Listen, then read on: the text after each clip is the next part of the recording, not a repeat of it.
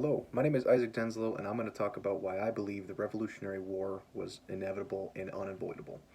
The main reason that I believe it was unavoidable was simply due to the number of acts and laws placed on the colonists as time went on. It also was caused by Great Britain's slap in the face to all their attempts to try to stop all of the taxation without representation. The early days of the colonies, everyone just wanted to make profit. There was a whole new world with a lot of places or a lot of things that could be exploited. And that's exactly what Great Britain thought when they first were working in the great race to try to find the newfound wealth. What they did was they started to increase all of the revenue they could get back. They started off by putting a bunch of acts like the Sugar Act and the Stamp Act, which started to create tension because all the people living in the colonies now had to spend increased amount of money in order to get just the things they would want for daily life or for places that used them for business. Another place that used business were places like bars that used tea. As the acts moved forward and forward, they placed an act on tea. Now, this law was used as a cop out to try to keep the trading company instead, making it so that they didn't have to work around and cut out the middleman, so to speak, when trading, because then it would be able to go from the East Asia Company all the way to the Americas instead of having to pay essentially twice just to get it to the Americans.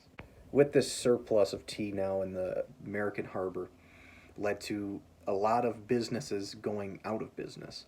The reason for this being they essentially had to pay double to sell their own tea, and led to a lot of places not making enough money to keep the doors open.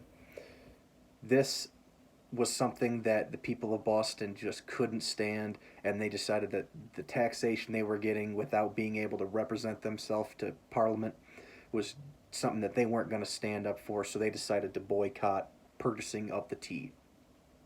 Now, this quickly got word over back in Great Britain and led to what was supposed to be a passed law saying you have to buy this tea. The American citizens are required to buy this tea. Now, because of the news of that being brought back is what caused the Boston Tea Party, where they dumped 342 chests full of tea into the Boston Harbor. Now, this was quickly punished by Great Britain by them introducing the Intolerable Acts, also known as the Coercive Acts. The Coercive Acts were essentially a series of laws and some more taxes that they had placed on the colonies to punish them for trying to defend themselves. Now, the big one that really cut deep further into their being abused without being able to represent themselves was the ability for unfair trials in court. They lost more rights than they had before that for trying to stand up for themselves.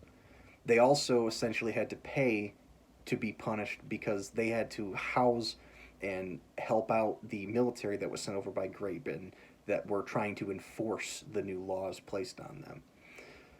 This caused a lot of anger and a lot of tension to be built up between the two continents, and that's what I believe led to the lit flame that couldn't be put out between the two. I believe the war had to go out the same way that it did, because if there was a way to stop the war, it already was tried and didn't work. At every single turn, they tried to fight this diplomatically and were slapped in the face and told to just deal with it and keep giving them money. And because of all of the tension and anger that was created between the two, caused a very big gap in the relationship between the Americas and Great Britain. This gap in the relationship was too jagged, too cut deep for any way to be stitched up and amended, no matter what Great Britain thought they could do to make amends and say they're sorry for cutting down the rights of their own people just to pay off their debts. Now, they believed that they were legally allowed to put all of these laws on to the colonists, and they were. In their own area, they were. But the Americans decided it was just so wrong of them to do it. They tried fighting back diplomatically, and every attempt that they had to do it without bloodshed was shut down and squished out. Their attempt at paying off a debt destroyed their relationship with their new inhabited bank ATM account. Now, because of this, I believe it was unavoidable. The war had to happen, and it was unavoidable to do this war diplomatically and had to go with bloodshed, the death of a lot of people, and the death of a relationship between the two. Thank you for listening. Have a good day.